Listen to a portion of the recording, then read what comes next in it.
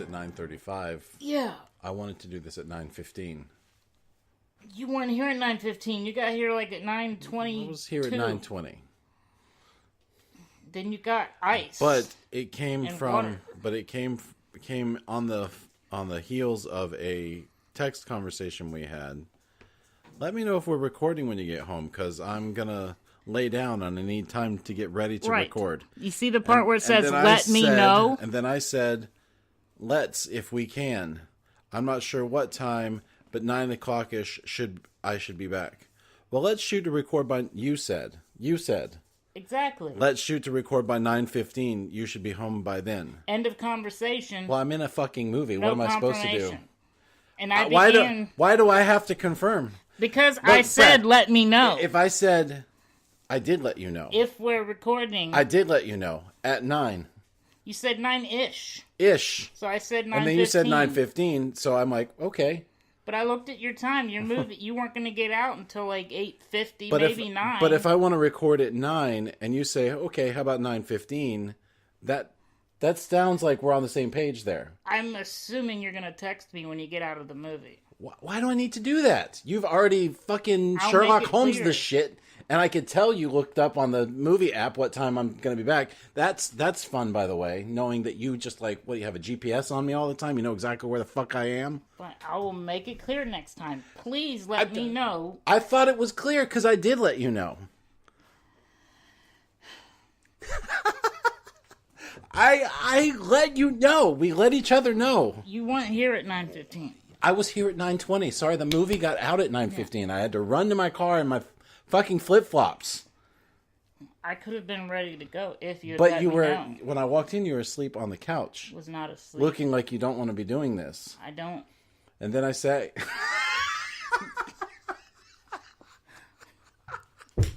Well, no shit, you don't. When do you want? And then I walk in, you're like... Yeah, and then it took 20 minutes to do the thing, which is why I thought we were all good, because you were going to get started getting set up at 9:15. Which I did not say I was going to do. No, you said you wanted to get ready to record before I got back. Which was, in my mind, close to 9, because I didn't know how late my movie was going to let up. Getting ready to record means sometimes alcohol and caffeine.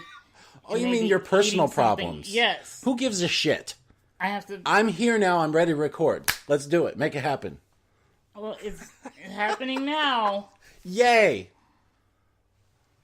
So fucking happy.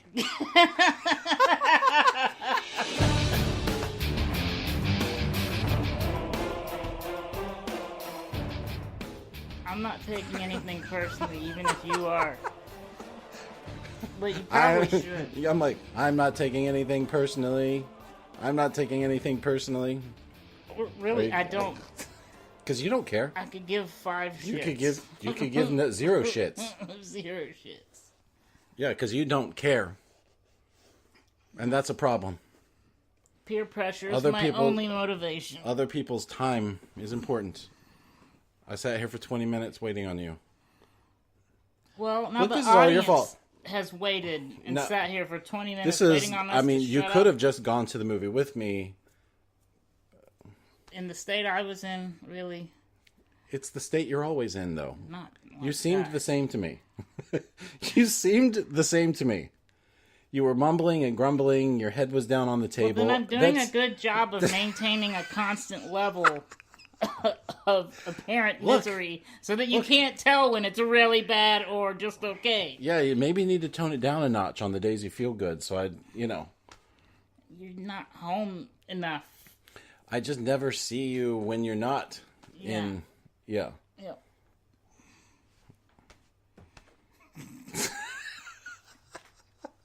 I have no response to that. I'm consistent.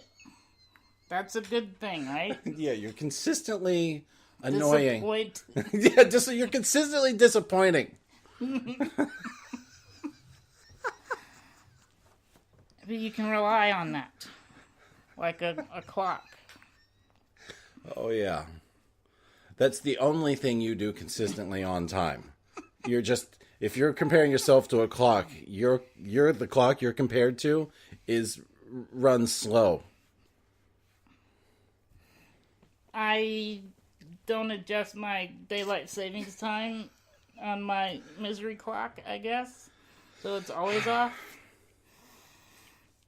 Which is why I can never get any sleep. I go to sleep at like 6 a.m. in the morning and then sleep till 3 or 4 in the afternoon. What do you want from me? Yeah.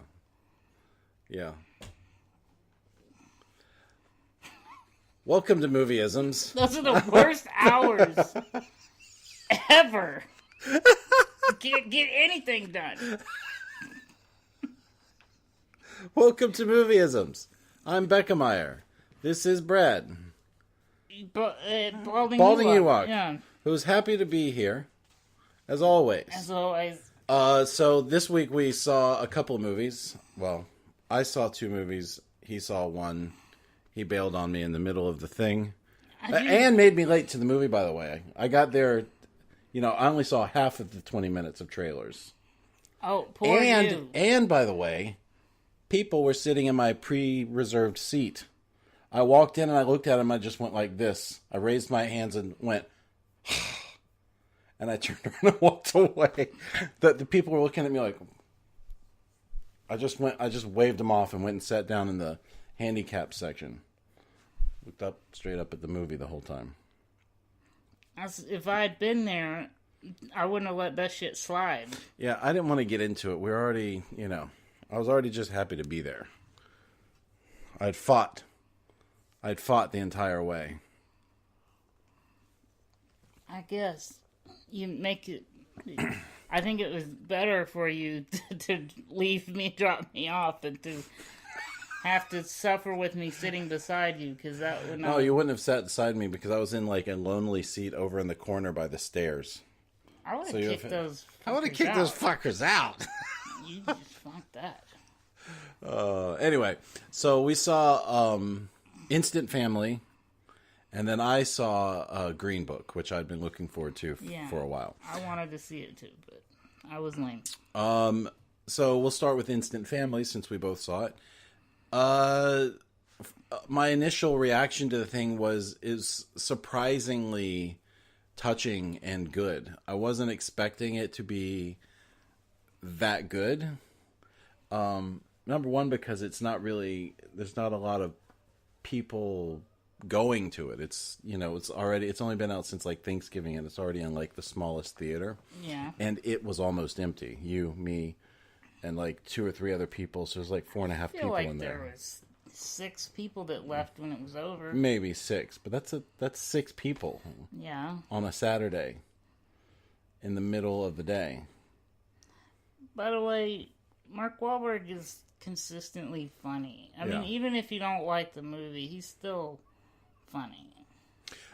So basically the premise is the husband and wife, they're in a rut. They start thinking maybe we want to adopt kids because that would maybe fill some void in our life. And it comes back to realize that that's not why you go adopt kids. The way they did the movie, it made me feel like they guilted themselves or got guilted into getting kids. And then they got guilted into getting a package set as opposed to just trying one out and then returning it when it didn't work. Yeah, they went from 0 kids to 3 kids, and they were troubled kids. Not troubled like they were just kids that had been bounced around for their whole lives. Yeah, so they didn't trust anyone, so they overreacted to things. And anyway, so it's the trials and tribulations of bringing these 3 unknown people into their lives and trying to make it work. So there are some funny or supposed to be funny comedy stuff in there where it was obvious that they were just trying to make the movie not so depressing, I guess. I guess maybe, or maybe they're just trying to hit like the, hey, people will think this is funny, so let's put this in here. Or this would be good in a trailer, so let's put this in there. Yeah, like standard low-hanging fruit comedy stuff. like witty banter between people that's not necessary to the scene, but hey, we've got Octavia Spencer and Tig Notaro here. Let's let them go back and forth with each other because it might be funny to have these two characters say ridiculous things back and forth to each other throughout the whole movie. It doesn't add to the movie. It's good for a chuckle every now and then, but it actually is the weakest part of the movie. The best part of the movie is the family trying to work their shit out with each other. Every time the Mark, I don't know the characters' names, but the main character is Mark Walburg and what was her name? Octavia Spencer. What's her name? You're talking about the wife? The wife. The wife is Rose Byrne. Octavia Spencer Rose is Byrne. the black lady. Right. She's Academy Award winning. Yeah. Oh, right. Right. Yeah. She was in The Help and Yeah. Which they were making references. Was that the movie? They kept making reference to like a movie she was in. I felt like there was inside jokes in the movie about anyway. Yeah, I don't know. It seemed like that. But all the best scenes were with Mark Wahlberg and Rose Byrne. They were overly happy. Like we call them happies, but they were like just overreacting. Like whenever they were talking about getting a teenager, and then they said, "Well, she comes with 2 other kids," and he's like, "Well, that's like 2 maybe, but 3, no, we can't do that." And then they push the pictures out in front of him, and he's like, "No, you can't do that. Don't be an asshole. They're cute. How can we say no to that? That's wrong." That's wrong They're to complaining about how cute they are and how they're forced into Yeah. Like, well, now we can't say no. You keep? It's like saying, we're going to go here. We're not going to adopt a puppy. Blah blah blah, and then they shove the puppy in the face, and Right. like, well, now we have to. How dare you? Yeah. You walk in and they're playing that thing with Sarah McLachlan in the Right. arms of the reckless, and blah blah blah, and the slow motion of the dogs, and you're like, well, now we're screwed. We have to adopt a dog. Right. Yeah, that's what they were like with the kids. However, there was no Sarah McLachlan in this movie. No songs, no slow motion zoom ins on kids. There was a sappy moment towards the end where the judge played a song. Yeah. And he said, I'm a sucker for these moments, or I live for these moments. So he played a song while he was delivering the judgment, and everyone was crying, which is like, okay. This definitely, if you're one of those emotions on the sleeves purse people, you'll enjoy the movie, because that's how these people are. I thought it was... So I leaned over to you halfway through the movie and said, this movie keeps alternating between like bad comedy and really touching, heartfelt, emotional stuff. Yeah. The stuff with the kids, you really do feel for the kids. You really do feel for their situation that they're in. And there's a couple of scenes where the birth mom comes into play, and so they don't really adopt these kids at first. They foster them. They foster the kids. So, which the way they explained it meant that they were taking care of them until the parent was able to take them back. Yeah, that's what fostering is. Or if something happened with the parent, they would be eligible to keep. Yeah. So the mom, who has had apparently drug problems and has been in jail most of their lives, comes back into the picture. She's all cleaned up and ready to take on, taking care of her kids. So there's a back and forth there. There's we're already we're attached to you, and the 2 little kids were attached, but the teenage kid was tugging back and forth between the mom. Like she remembered her mom better than the other 2 kids. So she just wants to get back to her mom. So she's, it's the back and forth there. Yeah. So you feel for them because you can tell the mom is just kind of a fuck up, and those kids are actually in a better place, but they're still like, well, it's your mom, how can you like reject your mom, sort of thing. It's so touching. I mean, honestly, man, and it's not sappy. It has moments of sappiness, but it's not heavy-handedly sappy. You really do feel for the all of them, everybody in the picture. You even feel for the mom, the birth mom, because you know that you actually, at least for me, I believed she actually wanted to do right and have her kids back, So it's that. There's some stuff that bothered me about the movie.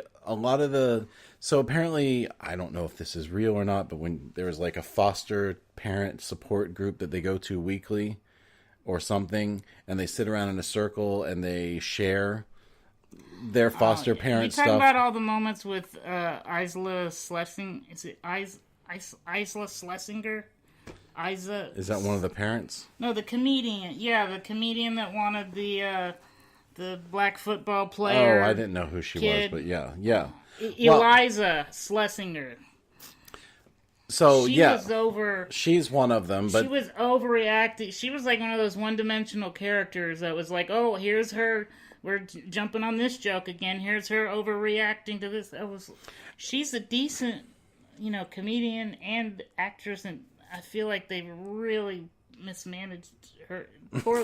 They just used her all wrong in this movie. Well, I mean, all of them. All of those scenes kind of annoyed me because they did. You'd cut to one of those scenes, and they all sort of told their same stories over and over again.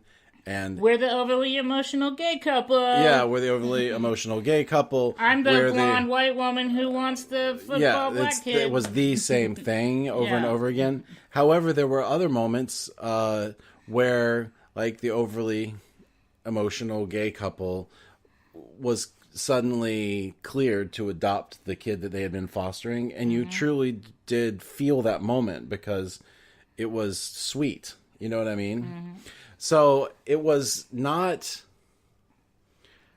it wasn't heavy-handed the whole time, but there were parts of it that were really heavy-handed. And I gotta say, I didn't care for Tig Notaro. She's the comedian. Who's funny when you watch her stuff. Sometimes. And she's very smart. She's really smart, and I do like her in general. But I believe as a comedian, she is an acquired taste. You either like her or you don't. And her performance was so flat and rangeless. Which is just her. That is how she is. I don't think that she was cast properly in this movie because that part required, I think, someone with a little more animation.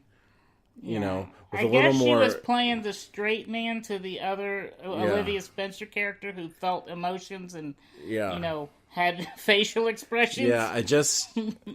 Yeah, I didn't like her from the start, and it was weird because I'm sympathetic towards Tig Notaro. Like I generally like her, but I did not like her in this movie, and I didn't think that she was paired well with Octavia Spencer. So Tig Notaro and Octavia Spencer play the caseworkers that help the married couple, Mark Walburg and Rose Byrne, find kids to adopt or to foster. Mm-hmm. So they were there. They were not bit parts. They were supporting roles. They had maybe 4 or 5, 6 scenes in the whole movie, and they were there. But they had this obnoxious banter that was like they just showed up and obnoxiously bantered back and forth with each other in every scene. And the jokes were all the same. They just said them differently. The tone between the two of them was the same. They just said things differently. There were parts of the movie that it's so weird because parts of the movie were great, were so good. Yeah, overall, enjoyed it. And then there were other scenes that were like, it's like the movie was written by 2 different people. I don't know how many writers. You know what's funny? For somebody who just doesn't want to be a movie critic, you are so effing critical of every movie. Like, even more than me a lot of times. You just hang over every detail. Well, I mean, what do you want from me? And that's usually my default mode, but sometimes I will just surrender to the movie and just get what I can out of it. And then we do a show and you nitpick it, and then I'm like, Well, I enjoyed it a little more. You're making it sound... But it's weird, though, because the movie... I don't know how many writers there were. I think there were 3 writers. But it seems like they were written by 2 different lines of thinking, because you had the stuff with the family that was really good. And then you had the stuff that was not with the family, that was not with the kids or not related to the kids. Yeah. It were the other scenes. It seems like the people that wrote those scenes... They wrote those scenes and added them in to make the movie longer. Yeah, you know, they did not probably... they didn't fit. 90% of those scenes didn't match the tone of the rest of the movie, they and had it bothered 2 comedians in the movie, so they probably 2 well-known comedians, so they probably, you know, worked with them and said, okay, you know, you guys work out a couple of scenes, or let's do it the way it's written, and then you guys can do 2 or 3 jokes. I don't know. It didn't work. Those scenes did not match the tone of the other part of the movie. Yeah, I feel like they may have let the comedians, do some of their own things in those. And sections. every time they cut away from the family stuff between the husband, wife, and the 3 kids to the other things, I was just waiting for it to get back to the kids stuff. I will agree. No. There's no argument that the best parts of the movie are when you're with the family.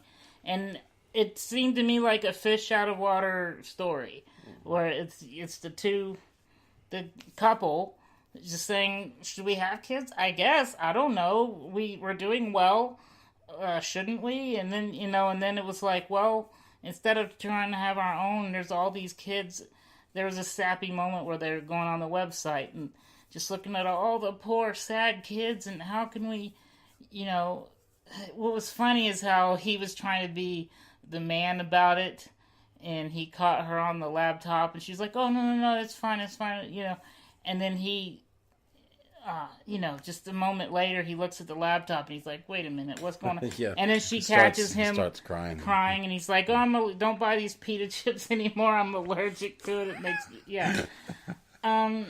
So, yeah, I mean, but it's worth going to see the movie, or no matter what, because just every moment with the couple, with just everything Mark Walburg says, pretty much it seems genuine and heartfelt and just funny. Just the way, they deliver the lines so naturally. You know that they had to. A lot of that was written, and they had to memorize it and say it, but they said it as if it was that they came up with it in the moment. It felt very natural. The family stuff wasn't forced. Even the dramatic stuff, the serious stuff, when they're fighting or arguing, that stuff was so well done. And then, like I said, the other scenes just didn't fit. They didn't fit with it. It's very true. It's so... it's weird. It's weird how... You can nail like sweet spot, perfect pitch, a whole section of your movie all the way through, and then these other things that you're peppering in just don't feel right. Like maybe they were directed by somebody else. Yeah, they just seemed like it was a completely different thing of the movie, and it feels like maybe somebody went back later and added a bunch of stuff to break up some of the emotional parts of the movie. So maybe we liked the stuff with the family so much because they broke it up with these other scenes. I don't know. I haven't really thought about that part until just now. Well, it was 2 hours long, so they probably did add more. Every movie has to be 2 hours nowadays. But it didn't feel long. I liked the movie. I enjoyed it. I thoroughly enjoyed it. I thought it was touching and heartwarming. I laughed out loud a lot. And we laughed out loud a lot. So I'm not saying that I didn't like it. I'm just saying that there were parts of the movie that didn't fit with the other parts of the movie. Yeah. It matched the story and everything, just the tone of voice just didn't click. It reminded me of my stepbrother and sister, because that was very similar to how they were adopted, and I was around back when they were trying to get the kids, and they had a mom that was very similar. So there were moments where I felt tears coming over my eyes, and I'm like, So it says... But it could have been the pain, too, because I was in a lot of pain. The movie says it's inspired by actual events, so I don't know how specific the events are. But the end of the movie had, I was gonna say, had credits where they had pictures. So of real families. Yeah. So I feel like they kind of took one of the pictures seemed like it was the people that the movie was based on, because there were 3 Hispanic kids and 2 white parents. So it seemed like that's what the movie that was inspired. So who knows how specific the events were kept to, but it was still good. It was very touching. It's definitely a family friendly movie. They have some language, but not there's not a lot of stuff. There's rebellious teenage behavior in a few of the scenes, and there's definitely some language, but nothing more than shit. Who was the teen in the movie? Because they showed her lip syncing to the song as if she sang. I think she one probably of the songs. sang it. So is she like a Disney person? I have no idea. I didn't research who she was, but I saw her singing, and I'm like, I guess she's supposed to be a person. Like they had Zendaya in the Spider-Man Homecoming movie, which it worked out well. I liked her character in there. But I don't know who any of these Disney people are. So her name is Isabella Moner. She's, I didn't think she was lip syncing. You said she was lip syncing. Well, in the clip she was lip syncing, but it sounded it's probably her, yeah. I think it was her voice that's recorded in the song, but she was lip syncing for the video. Yeah, her label is Broadway Records. It turns out she is a actual singer. But we can't tell if she's a Disney person. She's great in the movie, though. I thought she did her rebellious teenager thing really well. Really well. I bought it. Strong. Yeah, you buy it right away. The kids were really good at being their great. own. The girl had her own personality and character, and the kid had his own thing. I think they all did a really good job. Did a good job, yeah. So I can wholeheartedly recommend the movie. You said I made it sound like I didn't like it, but I was just commenting on a couple of things. Like, what are we supposed to do? Sit there and blow smoke up every movie's ass? I don't know. Sometimes I feel like we just do a 5-minute show and it's okay. Yeah. And then just be done. No. Instant Family was good, and go see it while it's still in theaters. It's a good family-friendly movie to go see this holiday season. It's sort of a Christmas theme sort of thing. I guess. Yeah. There's a lot of... I think there is a Christmas tree in there. They had a whole Christmas scene, man. That is true. Yeah. Okay, I guess. It's not up for debate. This is a Christmas movie. Not officially. The only holiday they hit is Christmas, okay? They don't go through Easter. They don't go through any of the other things. I don't feel like there's a theme. They don't trick or treat. It's just that was a holiday that they experienced. It's just a Christmas thing. It's a Christmas movie. It's released at Christmas time. I'm just bitter because there's that, that movie... Bad Moms Christmas or whatever. Yeah, but that it just annoys me that every year I have to deal with that movie. That has nothing. Just because they tapped Christmas on the internet. Brad, that has nothing to do. Now we get to play it every year. That has nothing to do with the movie we're talking about, though. They didn't even run the trailer for that. It's on Netflix. You're just keeping the wound open. That has nothing to do with Instant Family. It just annoys me to slap. So if I bring up Christmas Vacation, you're going to get mad about that too? That's a great because of Bad Mom, because they made a movie called Bad Moms Christmas? I just hate that they just say, let's slap the word Christmas on it and then it'll be a forever Christmas thing. It's just dumb. Okay, sorry. What does it have to do with anything, though? It's because it was in my head. It's Christmas. And I want something to complain about. Haven't you complained enough? You complaining. So, the other movie that we're going to talk about, that it'll be an even shorter review on, because I'm the only one that saw it, is Green Book, that stars Mahershala Ali and Viggo Mortensen. It's a story based on a true story. Mahershala Ali plays a musician whose record label sends him on basically a road tour, and into the South. And I guess it looked like that he was cultured, and I guess he was sort of in the environment he was in more up north. I guess he wasn't exposed to the racism of the South. He seemed shocked by it. He's an academic. Okay. So he's an intellectual academic and a virtuoso piano player. So he does not fit in really. And a lot of the movie is I don't really fit in with my people, black people, and definitely don't fit in with white people because they still make me do things like use the outhouse instead of using the actual bathroom, even though I'm here to perform for them. They won't let me eat in the restaurant of the club that I'm about to play in. They make me eat in the closet, that sort of thing. So he's like, I'm not black enough to hang out with the black people, and I'm definitely not white enough to hang out with the white people. So and they even say it in the trailer, like, if I'm not black enough and I'm not white enough, what am I?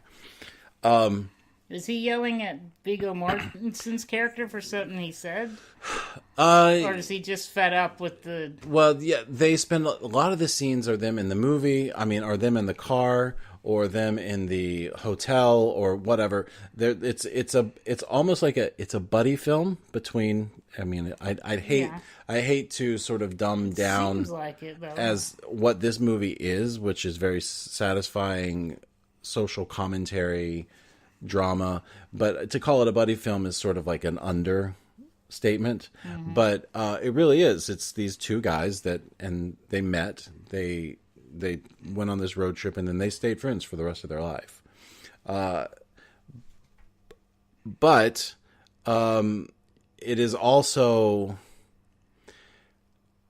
they're both good for each other because Viggo Mortensen's character is, by the way, his performance is stunning. He is, you forget it's him. He's gained enough weight for this part, and he does the New Yorker affect so well that you forget it's Viggo Mortensen. Viggo Mortensen. Lord of the Rings guy, who's and Captain Fantastic, which is a movie I still haven't seen. It was pretty good. I enjoyed it. He's so good, and it's consistent, and he never relents, and he's just like a lovable doofus kind of in a way. He's totally unsophisticated. Is he a bodyguard / driver in the movie? Yeah. So basically, Mahershala Ali's character is looking for a driver who can sort of handle some things for him. And I guess knows about the South while they're driving through the South. And he basically just needs a driver and someone to help him get his bags to and from jobs. And it's a 2-month job, so Mahershala Ali's character calls around, and multiple people suggest Viggo Mortensen's character. So yeah, he's like a bouncer at nightclubs and stuff, but he's not hired to be a bodyguard. He's just hired to be a driver. It just so happens that he's street smart enough to handle a bunch of things. He's like a jack of all trades, so he's perfect for the job. But they don't really get along because, and there's another scene in the movie that's very interesting. Not very interesting. It's interesting. Like an interesting analysis that Viggo Mortensen's character says is like, look, I fit in better with black people than I fit in with these rich white people that you're performing for. So he's like, I think I know what I'm talking about more than you do, and Mahershala Ali is like, and he's like, and you fit in more with them and they won't accept you because you don't look right. So he's like, that's where their clash is. And so Viggo Mortensen's character sort of starts teaching Mahershala Ali about his own culture, like black music, and there's the scene in the trailer where he makes him eat Kentucky Fried Chicken. Yeah. And Mahershala Ali is like, I've never eaten fried chicken in my life. And he says it very pompously. But then Viggo Mortensen wears him down and makes him try the fried chicken. And he's like, this is good, But he's like, I've never fit in with my people. So, he's basically like a genius. He's got a doctorate in multiple things in psychology, and there's music, and he's a piano virtuoso. So he's really typically like a smart person. You know how smart people don't really fit in with anyone? Yeah. That's this guy's problem. I feel that pretty way. much the whole movie. I don't fit in with my people either. Oh, so you're saying you're smart? You don't fit in with people because you're like annoying. It doesn't have anything to do with your like extreme intelligence. I don't fit with short people either. I mean, I'm white and I don't fit with white people. And what are you talking about? I'm saying I might have identified with the movie. I don't fit in anywhere. No, so, you're right. I can't stand people. It's my fault. It doesn't matter what they look like. You just, yeah. I can barely tolerate you, and you could, but that's what we have in common. So the movie is, but Mahershala Ali's character helps. There's a scene in the trailer. I'm not really giving anything away here either. When he says, he's like, "Why are you busting my balls?" You know, he's like, "Why are you busting my balls on this?" And Mahershala Ali's character says, "Because you can do better." Like he just wants him to be the best he can be. Mm-hmm. And they really like these contrasting characters spend 2 months on the road together, and they help each other come a little bit more towards the middle, but at the same time they learn a lot about, you know, what basically by dealing with the problems of the South in the 60s, basically. It sounds like a typical sappy movie in that if you're going to get what you expect if you go to see this movie. So here's the thing. I expected it to be what you just said, but it was so well done that it did not ever feel like I was being hit over the head with the theme or the message that we should accept people. Yeah. It was just an interesting story with a great telling, and the performances. Mahershala Ali's character performance is also really good. He's one of my favorite actors working right now. He's always good, and so is Viggo Mortensen. So it's honestly just fun watching these two great actors like act it out for the next 2 hours. So it's more about the two characters interacting than about racism or a message. And that is always present because they are in the South. Yeah.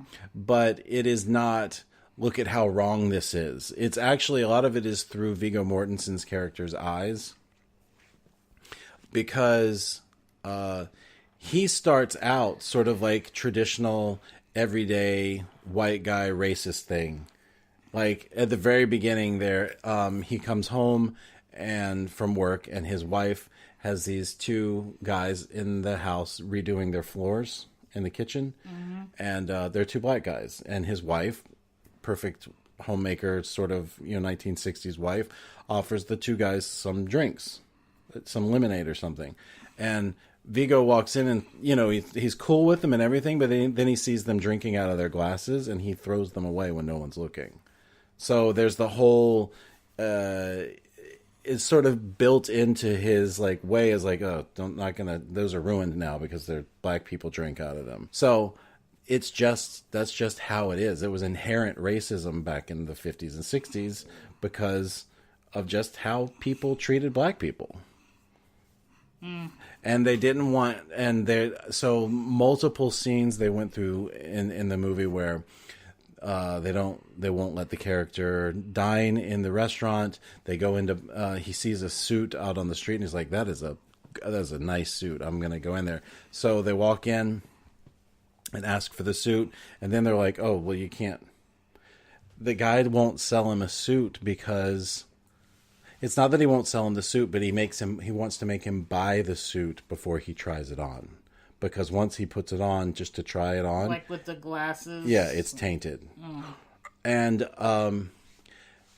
the amazing thing about this character is his whole philosophy is violence or any of this stuff, acting out, reacting to this stuff doesn't ever win. Dignity is how you win. He's like, you might do this to me, you might do that to me, but I will always maintain my dignity, and that's how I'm going to survive, and that's how I'm going to win, basically. That's how you win people over, is by being dignified. And big picture, that's exactly right. It doesn't sound quite right. But, acting out or fighting. Because when you say it that way, it's like, as long as I keep acting like I'm better than you. No, it's not. It's not being better. He's just like, I won't stoop down to your level. What you want to do is make me mad about this, but I'm not going to be mad about this. I'm going to maintain my dignity. And if you won't let me try that suit on, if you're going to make me buy that suit before I try it on, I'm not going to buy the suit. I should be able to try the suit on, that sort of thing. It's like, and he's like, if you maintain your dignity, you can win people over eventually, as opposed to acting the way they expect you to act. Yeah. So the performances, there's some emotional beats in the movie that were really well done and really delicate, and it really did not feel like the movie was hitting people over the head with their message at all. It was so well done, and it comes straight out of the two performances of the two guys, Viggo Mortensen and Mahershala Ali. So well done. Highly, highly recommended. I loved it from the start. I could start to tell it was starting to end. And I was like, no, I want to see more road trip with these two guys. They are so good together. And it's just two great actors doing their thing, the whole time. It's directed by, get this, Peter Farrelly of the Farrelly brothers, who directed things like Kingpin, There's Something About Mary, and it's the first dramatic film that either one of them has ever made. This movie won the Audience Award at Toronto International Film Festival when it premiered. It's a very satisfying, crowd-pleasing movie, but at the same time, it's got some heart and soul to it. It's really about something.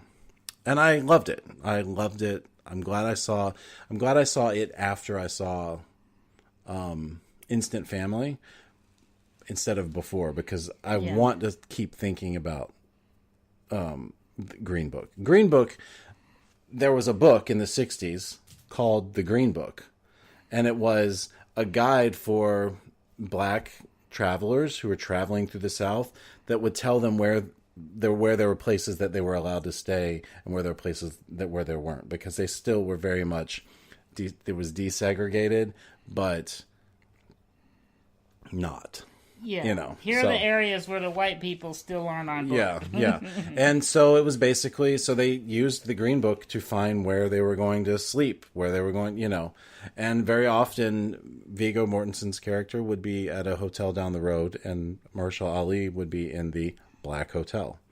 And then there was a scene where he was sitting there at the Black Hotel at night. He hadn't gone to bed yet, and then where they pick on him because he's not like them. Like I was saying, he's not black enough, he's not white enough, like he says in the trailer. Yeah. They call him Fancy Pants because he's sitting there, and they're like, come play this. I think we're playing horseshoes. He's like, no, thank you. He's like, what kind of job you got all dressed up like that? And he just didn't fit in with them. And he really was, in a way, better than them. Even he didn't try to be better than them. He was just different and did not fit in. Highly recommend it. It's just in time for awards season, stuff. So I think that people will really like it, and it's a history lesson at the same time. Speaking of awards, what's that movie? Lady Gaga and Star is Born. Star is Born. Got a bunch of nominations. Nominated Lady Gaga's song, the song we really like. I forget what it was called. Anyway, that got nominated. Here's what I hope. I hope that Lady Gaga wins at least one for that song, and maybe Bradley Cooper can win one, but just one or two. But I don't want to see it where Stars Born wins everything. It's annoying when you're watching an award show and then here's the multiple choice and you're like, well, here's the one I think should win, but here's the one that I know is probably gonna win. I feel like Stars Born is gonna be one of those. Yeah, I'm looking at the nominations right now. I was just checking because I couldn't remember, but Green Book wasn't even nominated for Golden Globes. which makes no sense to me because it definitely deserves to be on the list. I don't know what doesn't go on the list so the Green Book can make it on there, but it definitely it's such a good story and it's so well done. You don't feel like you've sat there for 2 hours and watched them just drive around. So much happens and they talk about so many like things, and the characters are the individual characters are so interesting and they're so well drawn in opposition to each other. It's just fun to watch. By the way, you're reminding me, we need to do a end of the year, what are our best movies of the year. Well, we only made one movie, so we only have one movie. We need a top 10. Even though you and I both really don't like lists, you think that I like lists. I like it when other people do the lists and then I can agree with them. I don't like doing the list myself. But some kind of a top 10, because I enjoyed when we did, we had another experimental show where we had our most anticipated movies of the coming year and then movies of the... and then most of those movies were disappointing. Right, but we were right on like 80 or 90% of the movies that we picked to be nominated, or, they won. Those are the movies, our movies of the year won awards, so we were correct. So I want to do another one. That'll be an easy show to do, right? We just look at the movies. You're looking at me like, you asshole. You now have more work. Don't look at me like that, biting your lip. Just trying to end the show. Okay. Well, let's end it then. I was trying to make it at least 45 minutes. It's 48 minutes. Why are you so concerned? Why are you so obsessed with the time? When we started doing this show, we wanted to do 45 minutes long. That's true. And then our show started running into the hour long, and we were like, 45 minutes to an hour. So we're doing good. There's nothing wrong with letting people get in and out. It's still 45 minutes. Good. It's a lot of me talking about stuff. It is. Yeah. I started nodding off. You did. Like 5 minutes ago. Yeah. So, for once, we have two movies that we can wholeheartedly recommend. Even though there were problems with Instant Family, I say go see it. I might end up seeing it again with my daughter because I know she'd love it. You'll enjoy it. You'll have a smile on your face. And Green Book is definitely something that the fact that it didn't get nominated for any Golden Globes is surprising to me, disappointing to me. I say go out and support it. And there were more people in this theater, however, it was Saturday night. But it was still not full. I really think that we should reward interesting, thought-provoking movies, and stop going to see every prescribed, people only go see those movies, and then the interesting movies struggle to make money at the box office. You're talking about a pretend Trump-free world, and that's not the world I'm just talking about a Grinchless world. Yeah, you're just wasting everyone's time wishing about things that will never be. All I'm saying is, look, if you're going to go to the movies... I wish we all made better decisions in life. If you're going to go to the movies... I wouldn't be here if you made better decisions. We all know you're going to go see Grinch. You're all going to go see Wreck-It Ralph. Everybody's going to go see those. Also, go see something you might... that might fly under your radar. Okay, and go see something. So that's our Movieisms challenge of the end of the year. See one effing movie, or make it a New Year's resolution. See one movie that you normally wouldn't go see. Yeah. Go to make sure it's got a high Rotten Tomatoes that critics say. Expand your horizons. Yeah, both Green Book and Instant Family have high Rotten Tomatoes, like in the 80s at least, I think. And they're struggling at the box office. You're going to see all the movies you're going to see, but try one that you normally wouldn't. Yeah. It's my advice, because I more times than not end up liking those movies way more than the popcorn crowd pleasers. You usually will be pleasantly surprised. Yeah. Anyway, that's it for this week. You can get a hold of us at movieisms@gmail.com. I'm Bekemeyer on all the social media. He's Balding Ewok. When are we going to change your name to the Bald Ewok? I'm still balding. There's hair there. I'm probably always in the process of balding. Oh.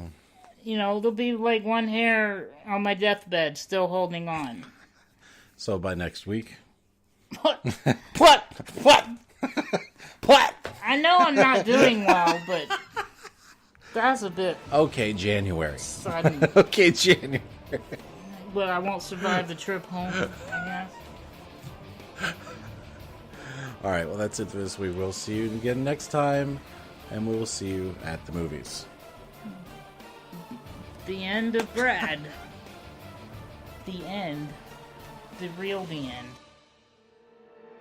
Movieisms is a production of Super Mega Ultra Entertainment and is produced by Michael Bekemeyer and Bradley Kingston. If you'd like to find out more, follow us on Twitter or Instagram. And make sure you click like on our Facebook page, which is facebook.com/movieisms. If you're enjoying this podcast, please take a moment and give us a 5-star review in iTunes.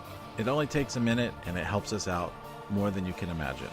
Thank you very much, and until next time, we'll see you at the movies.